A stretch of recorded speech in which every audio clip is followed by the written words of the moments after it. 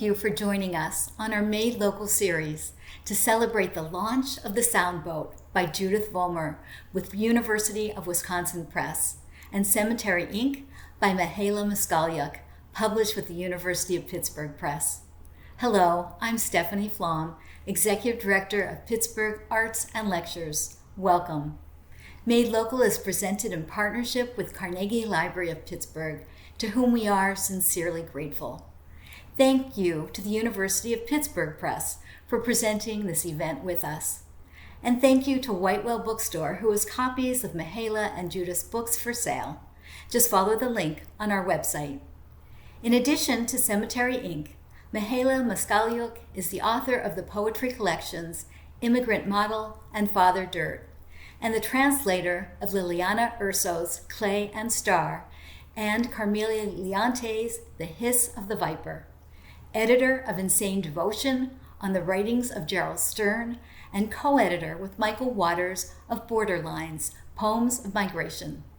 Her honors include 2 Glenna Luschei Awards, a Fulbright Fellowship, and residencies from the Virginia Center for the Creative Arts, MacDowell, and others.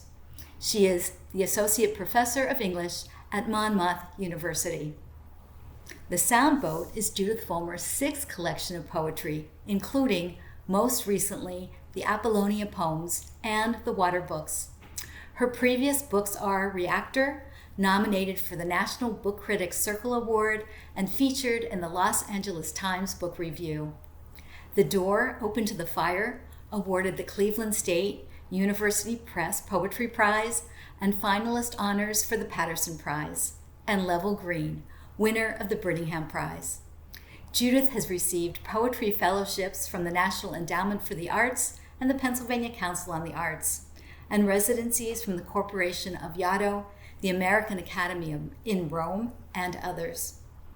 Each author will read their poems in turn, first Mihaela and then Judith, followed by the two of them in an engaged conversation. We are in for a treat. Please welcome Mihaela Moscaliuc and Judith Vollmer. Thank you so much for having me here, and thank you, Lisa and Stephanie and Made Local. I'm very excited to be reading with Judith Vollmer and celebrating her book, The Soundboat. I'm going to start with a poem that actually uses a line from one of Judith's poems from In the Grove of the Coffee Goddess. And the poem begins and ends with that line. And I'm going to read just a few excerpts from it. Claude Soleares with strong sun and suitcases. Spain, Romania, America. Is it strong enough, nourishing? Strong enough, nourishing? My mother asks on the phone about the light of Cadiz to which a life borrowed, perhaps stolen, has brought me. And though I know she also means her grandson, I stay focused on this sun, its clasp on Costa de la Luz, the bluntness with which it gnaws at the fat of lust, the way it empties my head of all but the image of bums who burn like candles against church walls. My grandmother, who shares her one-room flat with her son, administers him a shot of Tsuyka every 2 hours. Each day, she wakes to a large task, keep life bearable for both of them. He kneads her toes, kisses her ankles, tells her she's more beautiful than Gioconda, sweeter than Indira Gandhi. As fixed time approaches, half-caged lion, half-mangled bird, he circles the table in a trance, waiting for the click that unlocks the alcove lined with cheap alcohol. The key shares the silver chain with Archangel Michael. The two sling and sweat, inseparable between grandmother's breasts. The last to wean, this son, first to return, more a child now than ever, and still without a suitcase. When she steals away from her job as housemaid to visit, my mother cooks, gardens, scrubs every pot in sight, afraid of what resting might do, afraid of her own thoughts, ghostlings of the past. Before I left for Cadiz, she dragged outside suitcases that'd been amassing mold and, like a practiced cosmetologist, applied masks of baked powder, lemon, salt. After she toothbrushed each section, she rinsed with apple vinegar, then left the rest to the sun. Not worth it, Mom. They're so cheap here. I can get new ones. Suitcases are suitcases, she says. They'll let you know when they're done. By afternoon, winged with fruit flies, they're heading for the station. The smells of a suitcase nurture the soul. When asked if he is writing a poem about Andalusia, my husband replies, not yet, perhaps in a few years. The cafe on the crag facing the Gulf of Cadiz returns him to the busted suitcase he left leaning against a trash bunker, $200 in its lining, possibly no one's finding. That was 2 summers ago, in a Romanian town wretchedly beautiful, bears nosing lampposts and ancient couples playing chess on benches painted in national colors. I assured him our homeless were clever that way, slashing the insides open, ready for miracles. Besides, this may be a more honest way to give, not from our palms, but from things forgotten. I tapped the entrails of the suitcase to release the smells. Resold shoes, blood sausage, hemp, nutria fur, suitcase of a mother who lives in fear of falling and, embrittled by fear, falls again. Mother, when you asked if I had lips strong enough to hold the needle, I didn't know you'd sew rocks in the hems of my pleated skirts. Guard the half that cannot talk, the muted mouth. When dirt cakes your ankles, scrape off, do not wash. The satin lining, once swelling with secrets, resembles a small accordion. In time, the pleats will retrieve fully, like pregnancy stretch marks, though the suitcase itself, through a grace not its own, will keep singing. Strong in the night, your departure, the apartment in quarantine for months to clear out the odor of sin. Mother, I know so little about your arrival. You stepped down onto a platform stuffed with syringes and dried sheets of flattened swallows. Then what? Was the sun strong enough, nourishing? And I'm going to move now to some poems from Cemetery Ink, my most recent collection. And I'll read a couple of poems about returning to Romania. I've been going back to Romania, my home country, pretty much every year, sometimes for extended periods of time, as I did in 2015. So a number of poems were not written then, but started drafted then while I was there for 7 months. And this is called The Homeless Women of Yash. So many shouting at no one, disputing accusations, nodding maniacally, flogging trees with headscarves. Their pantomimes repopulate sidewalks with ousted ghosts.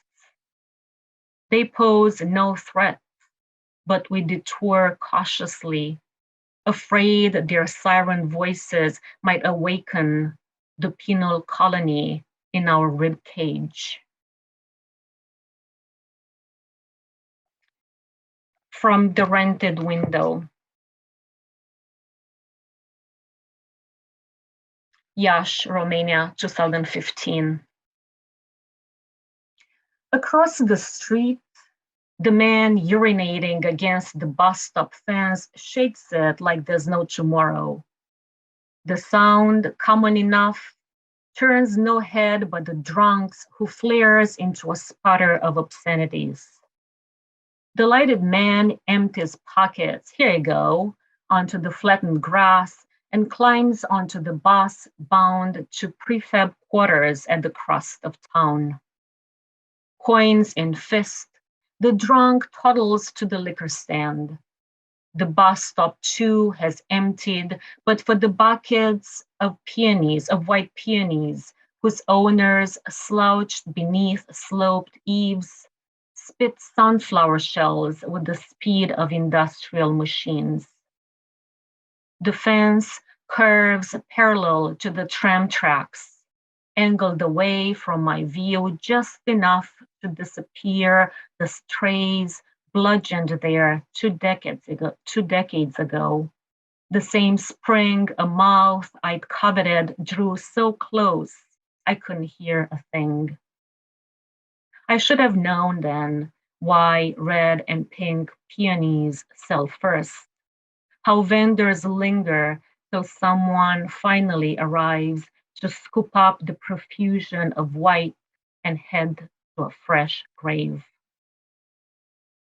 My husband motions me from the rented window to his computer screen. Wanting to know me here, his research of the town's history. The street below, June 29, 1941. Bodies strewn across sidewalks, blood pooled at curbside, stately residents stepping over, around. One woman pushes up to her knees, canes push her back, this black Sunday of her life nowhere near end, though the tormentors soon disperse to homes only blocks away, will briefly lament over ladles of soup the loss of their seamstress. Did you know? My husband's silence asks. Over 13,260 Jews, the caption reads. Among the perpetrators, students, factory workers, craftsmen, veterans, neighbors. Did you know? Silence on window panes and so crudely dark. Across the street, 16th century Golia Monastery, town's darling, basks in stadium floodlights. Vendors gone, gone the arms ferrying away white peonies. Grousing drunks still there, hands quarreling with the briny air. And I'm going to read a poem for my grandmother. I have my Bika. I know Judith has her Bochi.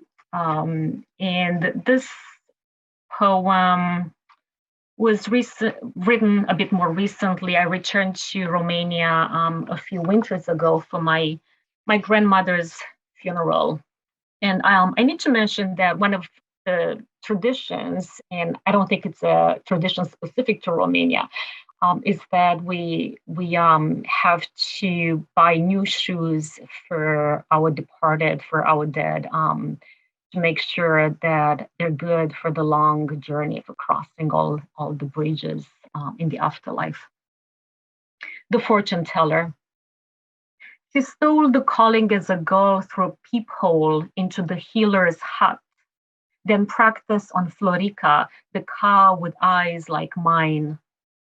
Technique came later in a psych ward where, stunned by this unhinged stenographer's neck but decoding her sister's nocturnal gibberish, the director, a former patient, diagnosed her as prescient and over pots of Turkish coffee transferred techniques for which he, spirit deaf, had no use.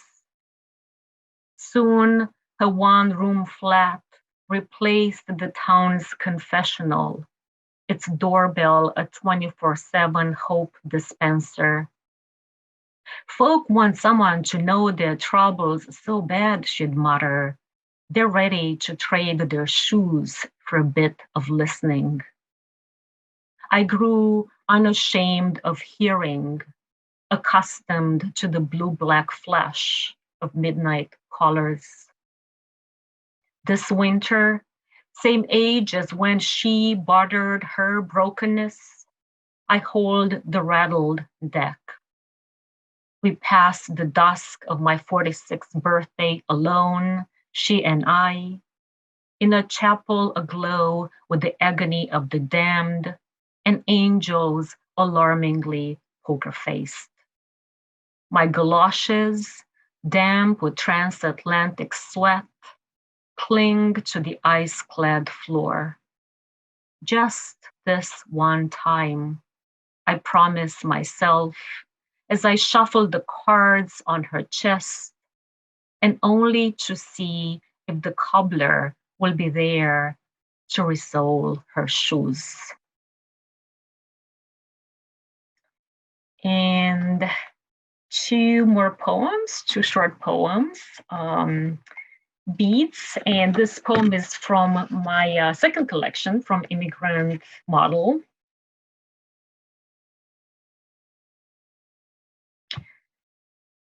They become sweeter with age, bolder too, surprisingly firm when I broil them whole in early winter. The red's carnal as always, but less likely to bleed at the slightest incision. When I release the tinfoil, the beet's hot tongue pries open my mouth. I take it all. Laced earth smoke, vapors rising straight from heart rot. When I transfer the steamy root to your plate and offer to slather it with butter, honey, goat cheese, you decline, the very sight of them unpalatable. I defend the loneliness of its sagging folds, pure heartthrob. I try Aphrodite, the beetroot goddess, her lava lips. I try the oracle of Delphi, who claimed beets worth in a silver. Try beet-powered warrior, God Kvasir's need of inspiration, Rasputin's protege, you could see it in his eyes. Then, at a loss, I riff poorly on the beets. With fingertips and knife, you peel off its singed slip and carve the hard flesh into robust chunks. Eat, eat, don't mind me. I love seeing you eat. You feed me your own whiskered heart, then mine, stained fingers, one with a beat. And I'm going to end with the last poem of Cemetery Ink, which is for Pittsburgh's beloved Gerald Stern, and for Judith. Self as goat in tree. 9 goats scamper up the gnarly argon tree and graze it clean. They ingest the wrinkled fruit whole, though it's the bitter pulp alone that rouses their appetite for more. Sated, they stare at the horizon till branches wear thin and fall. Farmers harvest goats' droppings to extract the pit rich in kernels of oil. Haven't you, too, wished yourself a goat? Perched, punch drunk on a linden tree, blasé about the gold you might shit, how it might serve both hunger and greed? Haven't you goaded yourself to balance just a bit longer? Chew on some fugitive scents, forget what a ditch the earth is. Thank you very much. I'm still inside the trance of hearing Mihaela's beautiful poems. It's my joy to be reading with Mihaela, who inspires me so much and whose work is inside me in its sounds and its bristling images. Thanks are due also to the University of Wisconsin Press for support over so many years and for making this new book. And thanks to the University of Pittsburgh Press for co-sponsoring this reading, and to Pittsburgh Arts and Lectures, Stephanie Flom, Lisa Christopher, Stephanie, who is a true resident genius for all things literary in Pittsburgh, and to White Whale Bookstore for everything you've done for contemporary literature, especially during the period of the high pandemic and lockdown. So thanks to you.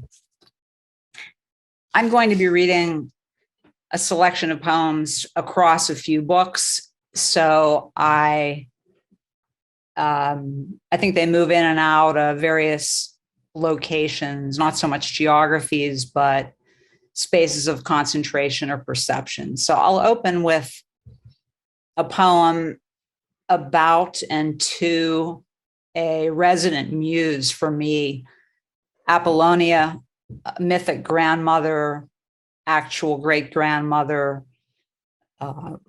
destroyer, generator, mythic woman across many cultures, a touchstone.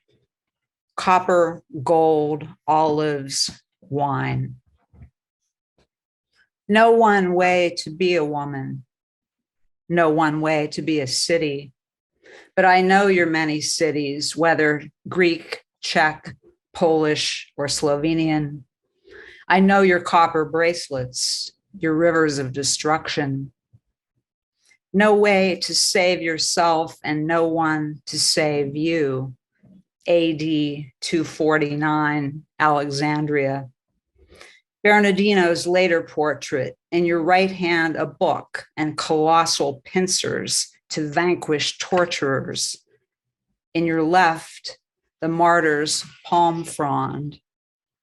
Woman of no one place, Portuguese, Brazilian, woman of Suzusa, famous crayfish and wine, of Sozopol, Pontica, and Polina, Sicilia.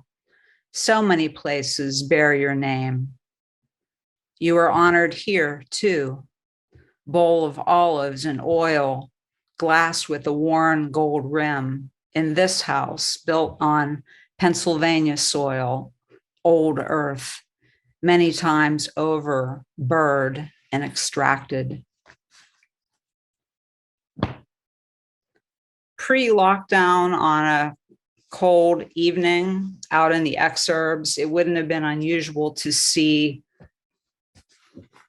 doctors, hospital workers, utility workers, neighbors stopping in to a bar after work to have something to drink. Roadside tavern. The front stoop frost etched, welcoming twilight spirits. Bikers and docs off work line the bar, a frieze of repair and solace. I slide my backpack down onto Earth's spinning cask.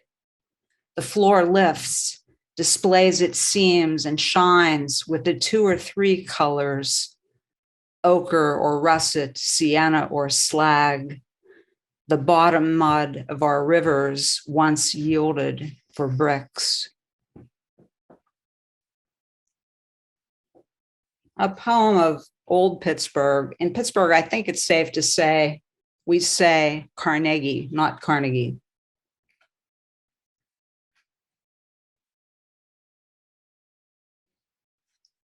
And this poem, I also should say,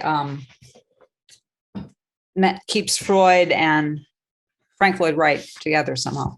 My sublimation. I wasn't talking about the trees. I was talking about the drive through the coreless tunnels and the cinder trail leading to Fairywood in the West End, where under fog that falls like spoonfuls of gray sorbet, Pittsburgh stands in for Paris, San Francisco, a minor, gritty Rome. Look at the seven hills, the parapets and mushroom towers, the river's pewter blades chopping the wharves. Freud was more than a little off. None of this is larger than life. Bridges drip benzene, and Neville Island is something you don't want to look at. Well, maybe from the air. Take the art away from the artist and we have a crazy person, the great man said. Take away the Gothic Union Trust masterpiece, and you have the Alcoa building and its crenellated aluminum of the 50s. The mild narcosis of the golden triangle seen from the air is our vulva, our hieroglyphic opening to the 9 Mile stream winding its oiled black veins under our streets. Do statues really move at night? Have those who point down at us from the Carnegie and who lounge on their forearms along the rivers merely been visiting all these years? Whatever's fragrant this evening when we walk back to our cars and houses is carried on the wind from the Laurel Mountains. There's one stand of goldenrod along the fence at Neville Island. I forget the stifling breath goldenrod can fill a room with. After 235 years, you can get a decent cappuccino in Pittsburgh. We don't know yet what this means, but we know it's a lie to say art has replaced steel or that many writers have work. We do know the categorization of everything has arrived here too. Your friend shows up at a party wearing a cocktail dress with a leather jacket. Somebody's bound to say, where'd she come from? It would be cheaper to abandon Pittsburgh than rebuild it, Frank Lloyd Wright said. Then again, he designed Falling Water without a decent chair to sit in. I live inside this town, so this is how I talk. You can write about rivers all you want, but the truth is, most people here have never touched the water.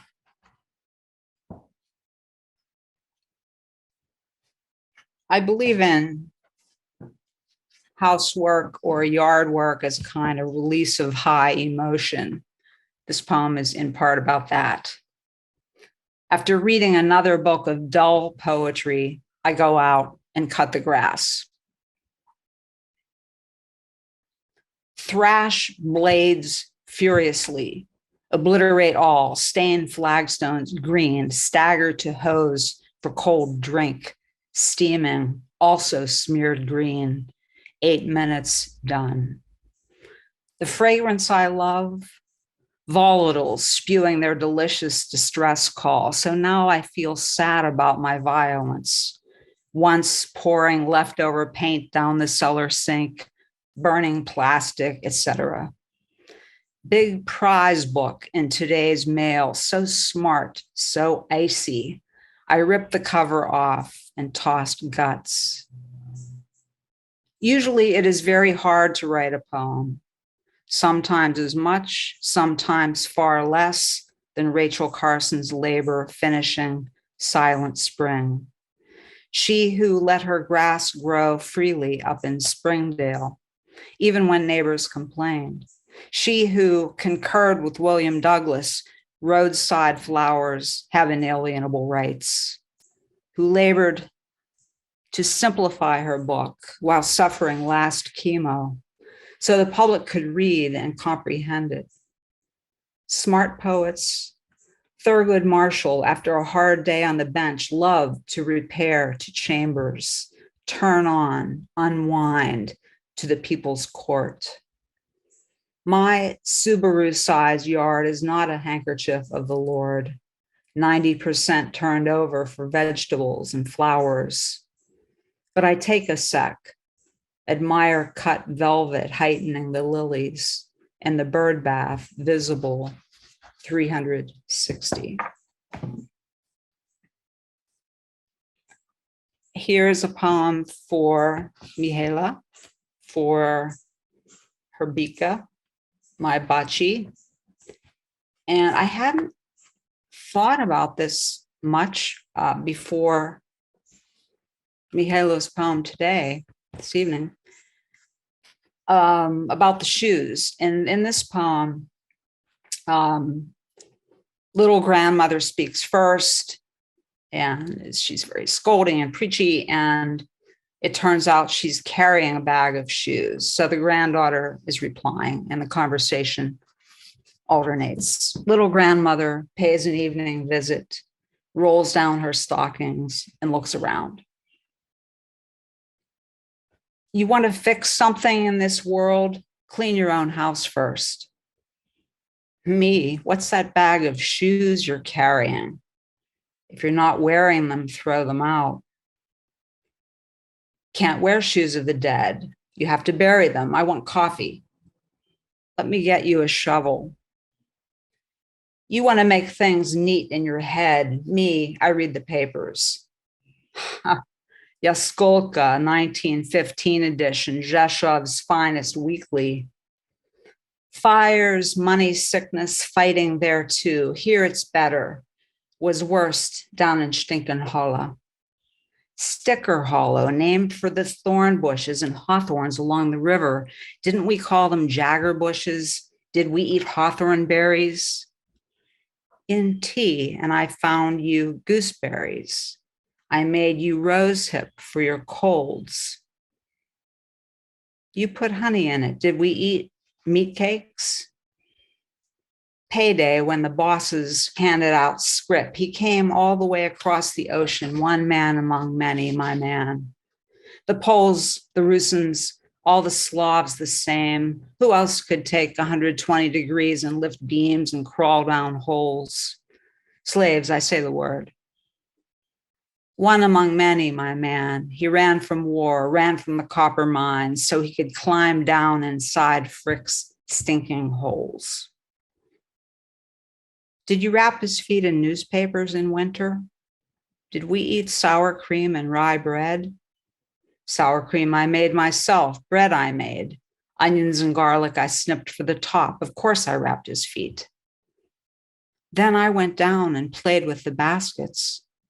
I let you go down to the little cellar because you were good. This coffee is good, like mine, like tar. Give me some chocolate. I let you go down to the golden onions to teach you tears can be sweet. Did we burn coal and breathe it night and day? Did our rags turn black? I have rags of many colors.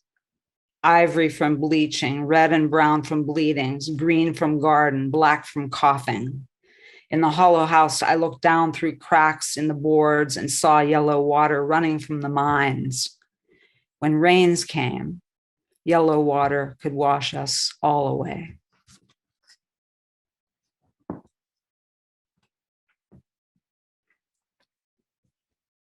This is a poem from the newer poems in the Soundboat, and it's a voice poem in the voice of the American urbanist Jane Jacobs.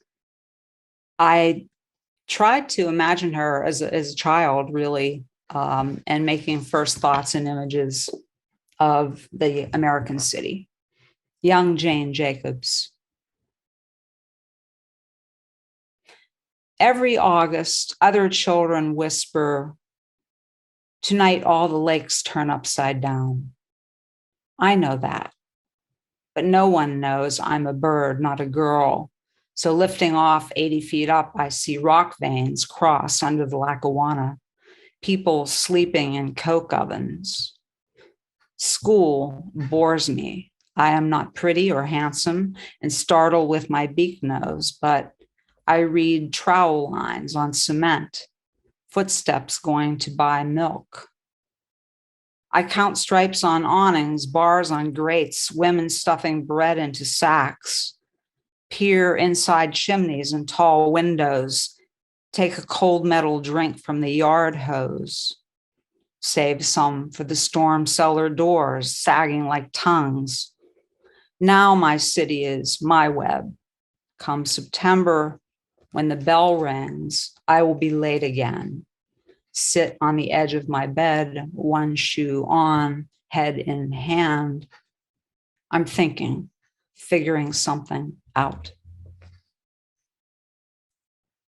I'll read 2 more poems. There's a stunning painting called The Coffee Line over in the Scaife Gallery if you're visiting Pittsburgh or if you're here in town. It's a painting by John Sloan. And I'll read this really in memory of our beloved Peter Oresic, who has an incredible sequence of poems about being in that space inside the Scaife Gallery and communing with visual art. The Coffee Line, after the painting by John Sloan, 1905. The cart was a house we approached at dawn. The man tended the chrome pot bent over in his canvas apron. The steam a circuit above the boiling water, and the smell could knock you out at 6 a.m.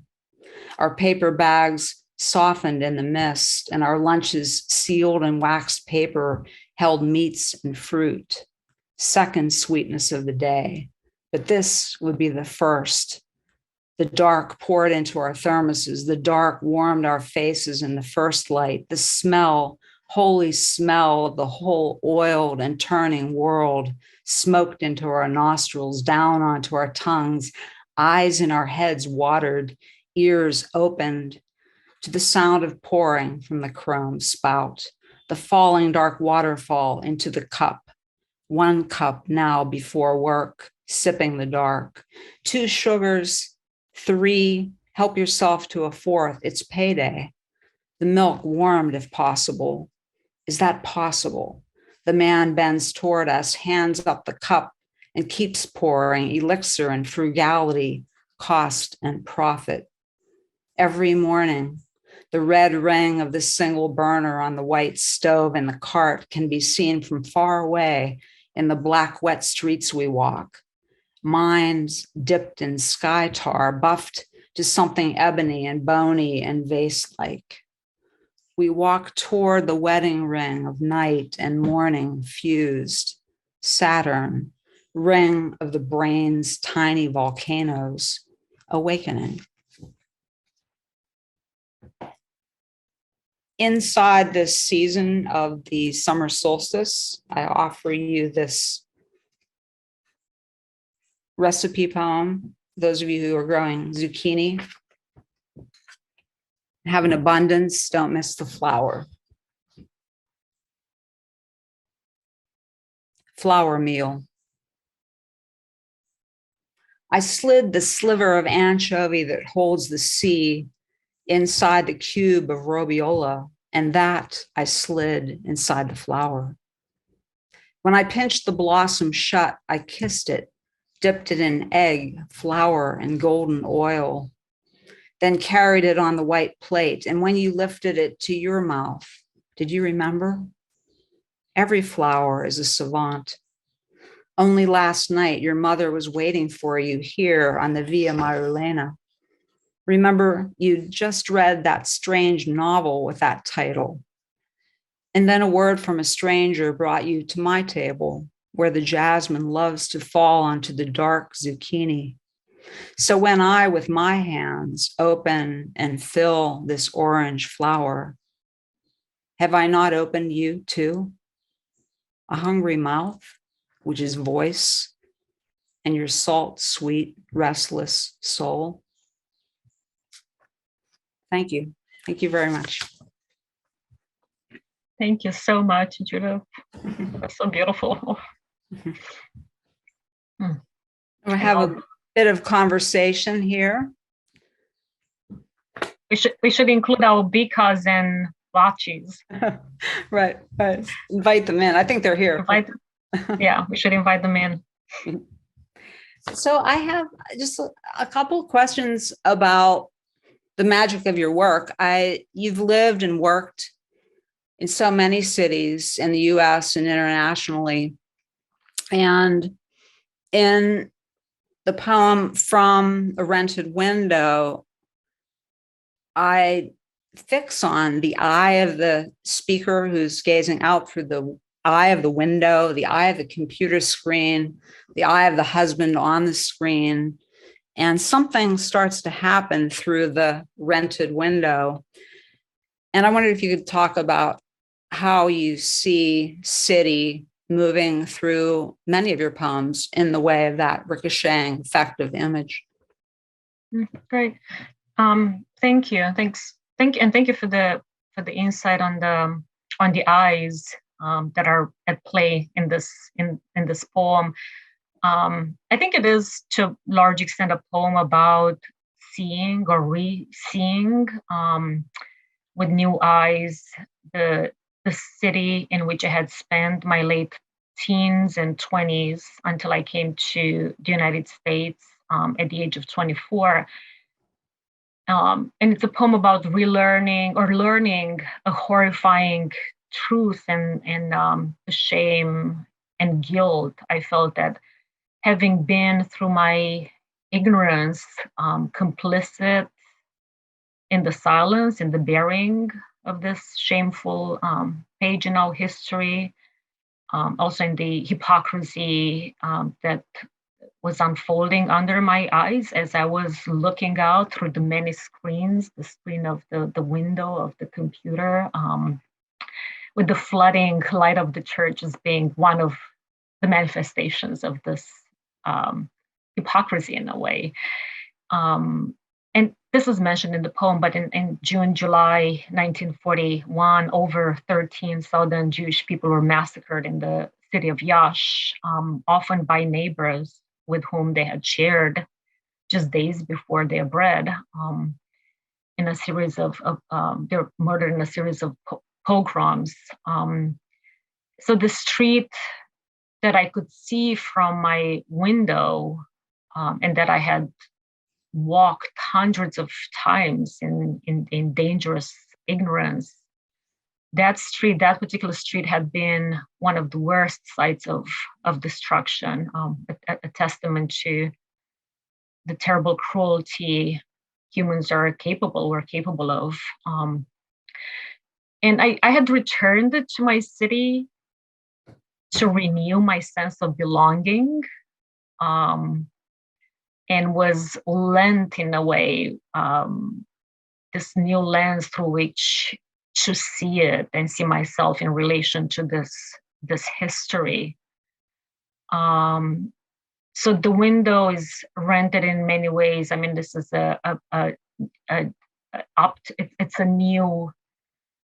it's a new vision of the city that is mediated through the various kind of lenses, including research, but I think also the distance, being away from the city and returning with a different understanding of my place in that history and my own complicity through ignorance was important. And I think the poem wrestles with that, acknowledges that primarily, and also wrestles with that. But thank you for that question. And the cities, I want to maybe continue on this theme and talk about landscape and scapes and cities that figure so prominently also in your work. And I think of you as a poet wanderer, WA, whose wandering is less about reaching a destination or discovery or finds, and more about surveying and sounding and understanding and mapping internally the body of a scape, the body of the city with its streets and grids and diagonals, the verticals and the horizontals of the architecture. And I'm thinking of the tavern, the wooden house, the Fritz Park, the semi-abandoned People's Savings Bank on Pittsburgh's former Wall Street, the Carnegie Library, the Gothic Union Trust, the Alcoa buildings. They figure so prominently in your poems. And the scapes are grasped through walking, but also through this aerial views and sonodetectors. You're looking vertically at the city, and you're looking, from up there, from the hills. And sometimes the city feels like a second body or a second skin, a handmade garment stitch onto you. So I wonder if you could talk a bit about what keeps you returning to the bodies of cities, especially Pittsburgh, Rome, Rezov, and if the process of writing itself brings you closer to an understanding what it is that beckons you. Yeah. I think wanderer is where I'll try to start here. I am more of a wanderer. I'm not a seeker at all, really. And there's an echo of something from the 60s, where am I in space and time in the work? And it's something that I've had to do to teach myself to be a writer.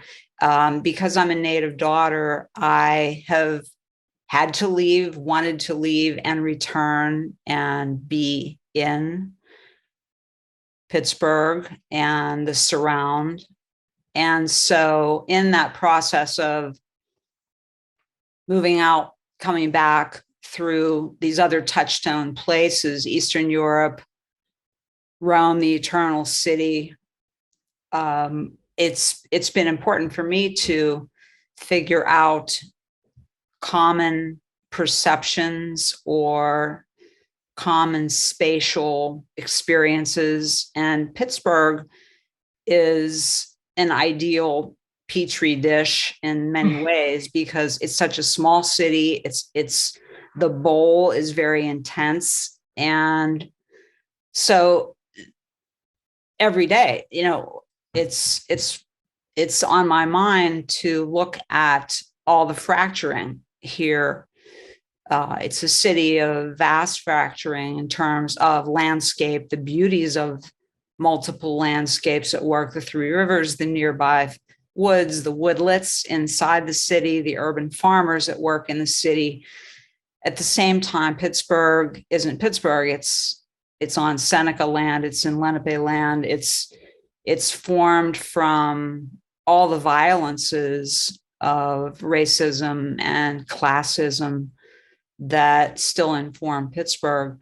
I remember when I was in middle school on a field trip, and we were taken to, from out in the suburbs where I lived and grew up to the area of Lawrenceville and the Strip District.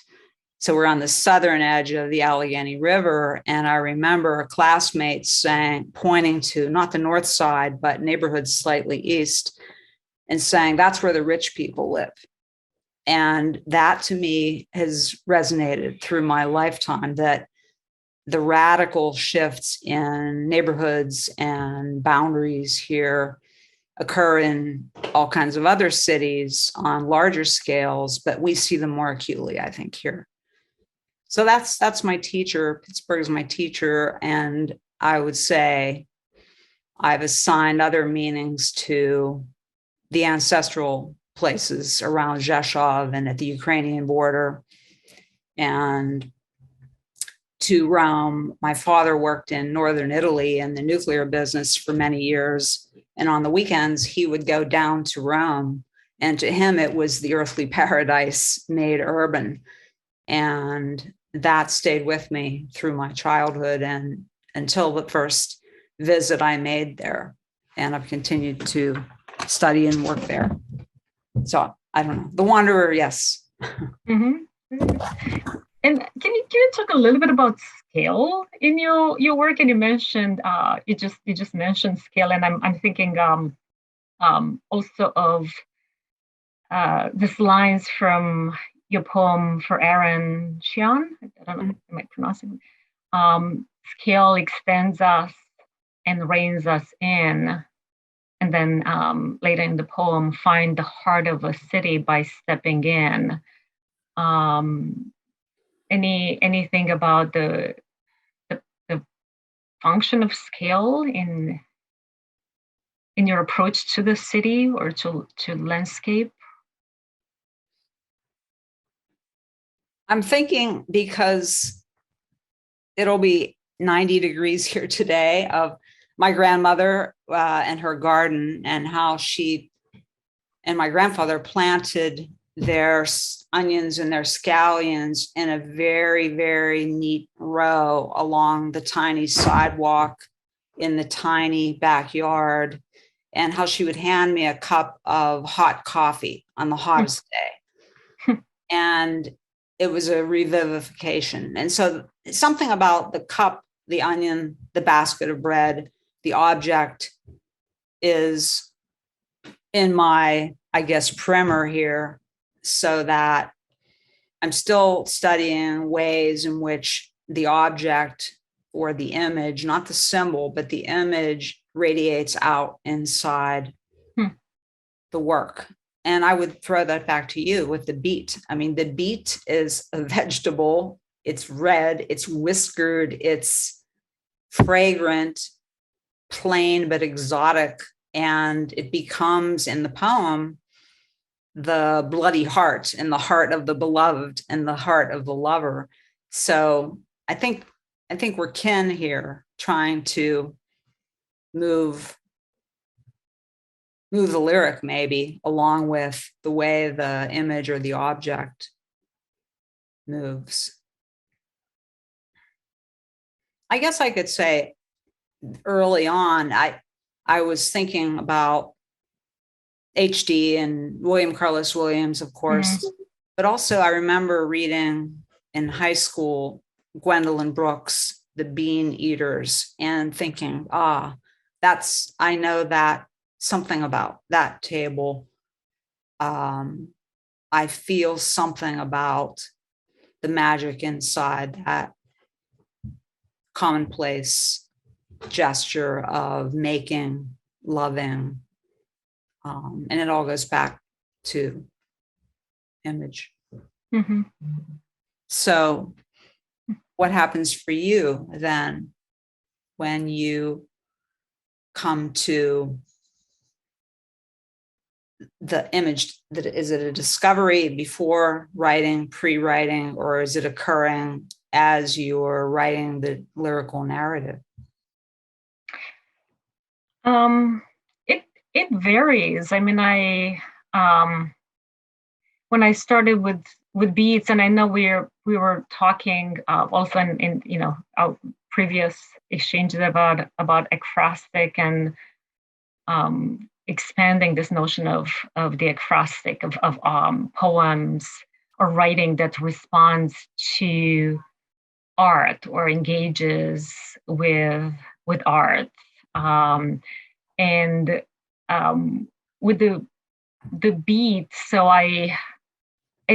the poem started really with as an ode to the beat. I love beats, and I associate them with the smell of the beats, with the earth, and not just any earth, but it reminds me of being back in Romania as a child. And while my grandmother was working in the field, I would just dig my fingers into the earth and bring the beats to my nose, right, and smell it. So when I think of beats, they come back with those memories and that very specific smell of our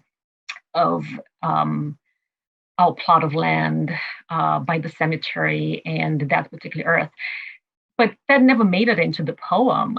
So that's what I was thinking when I started with the beads, and then the image, right? The image of the beads and the whiskers kind of took over, and then I started doing research to find out about the properties of beads and what the bead had been used for in the past, and completely derailed, the tour, never got back to the plot of land. And I think that's part of the most exciting aspect of writing for me.